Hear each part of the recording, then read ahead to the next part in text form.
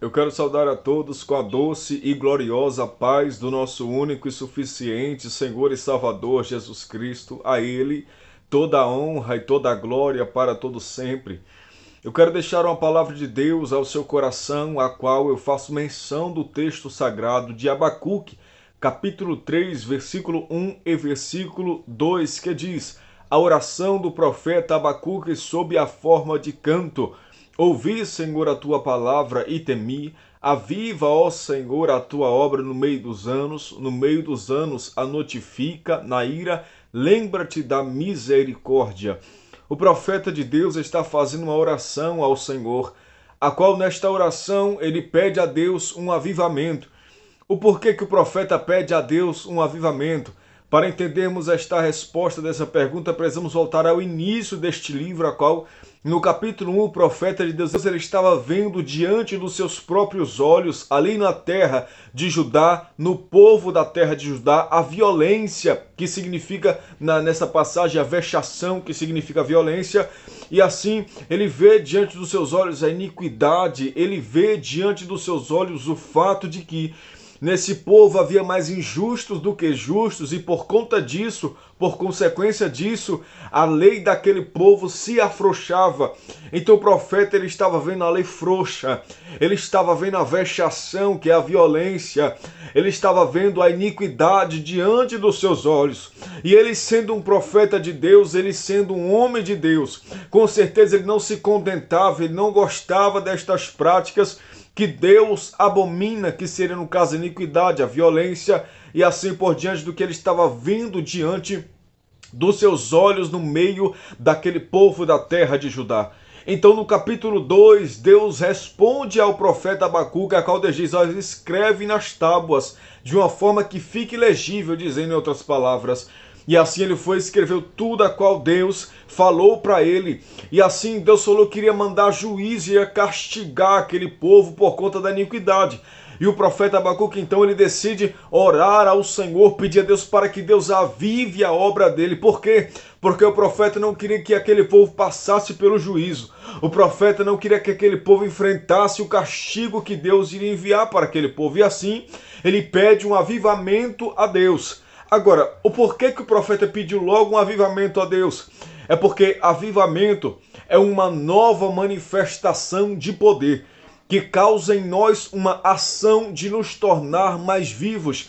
Então o profeta ele tinha em mente: se Deus enviar um avivamento sobre este povo, se Deus derramar o seu espírito, a sua graça, o povo vai passar a obedecer a Deus, o povo vai se consertar, o povo vai andar na presença de Deus e o castigo de Deus não vai vir sobre este povo. E Deus vai se agradar, óbvio, dessa atitude do povo de andar na sua presença. E assim, por isso ele pede um avivamento ao Senhor, porque ele sabia que se Deus derramasse o avivamento, se Deus intervisse na situação, o povo ia se consertar, o povo ia andar na presença de Deus e Deus não iria castigá-los.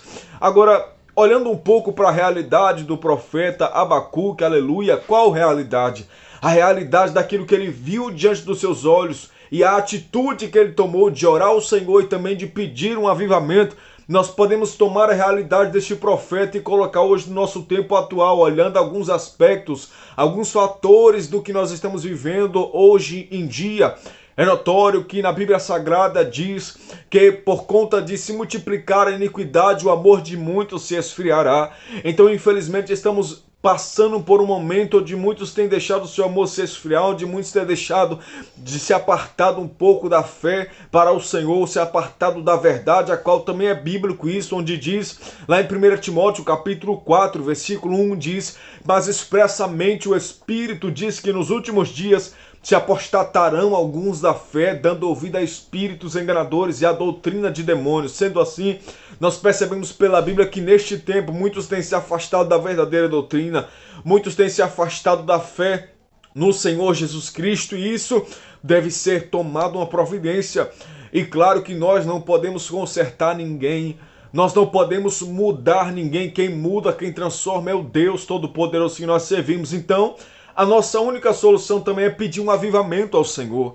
É pedir a Deus para que renove a sua igreja. É pedir a Deus para que venha intervir nesta situação e abençoar o teu povo, para que venhamos todos nós unidos a andar concordemente, obedecendo a vontade de Deus.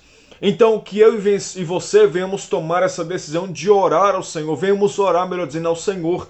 Primeiramente, que nós venhamos vigiar, porque a Bíblia diz, aquele que está em pé, vigie para que não caia. E que, segundamente, nós venhamos tomar, aleluia, nós venhamos orar, como o profeta Abacuque orou, pedindo a Deus, Senhor, aviva a tua obra. Imagine, quando nós olhamos hoje para a igreja em geral, tem pessoas que hoje estão andando realmente na presença de Deus, mas tem pessoas que não estão andando realmente na presença de Deus, mas que estão seguindo doutrinas de demônios.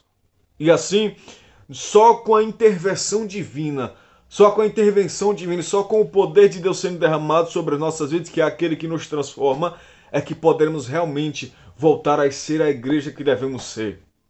Porque quando nós olhamos para a igreja primitiva traz para nós um reflexo muito grande da igreja que Deus quer que nós venhamos ser. Uma certa feita eu estava olhando, aleluia, glória a Deus, o texto de Atos capítulo 2 até Atos capítulo 5, até Atos capítulo 4 tá bom, mas até o capítulo 5 fica bom também. Eu percebo ali que ali é um modelo de igreja que Deus quer para nós. Por quê?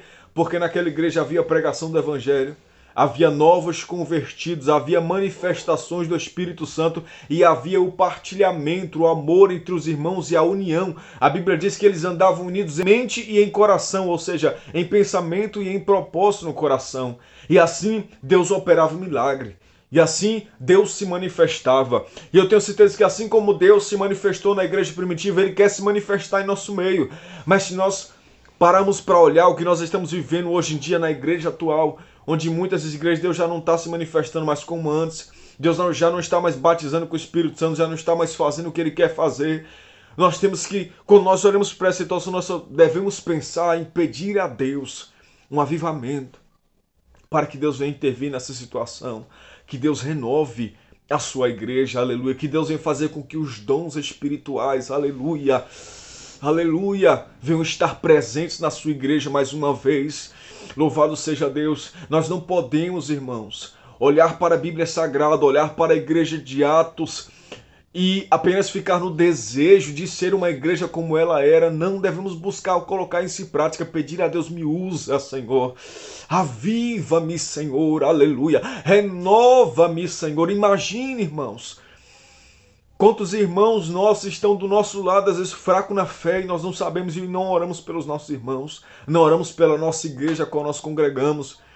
E isso faz com que aos poucos a presença de Deus vá se afastando do nosso meio, se nós formos enfraquecendo na fé. Então precisamos de um avivamento.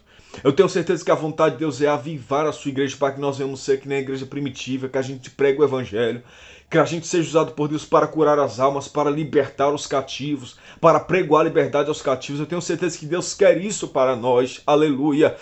Mas precisamos buscar o Senhor, precisamos pedir a Deus um avivamento e que Ele venha intervir nesta situação e nos dar a vitória. Precisamos disto. Então, ore ao Senhor, peça um avivamento primeiramente por ti, peça um avivamento ao Senhor primeiramente por ti.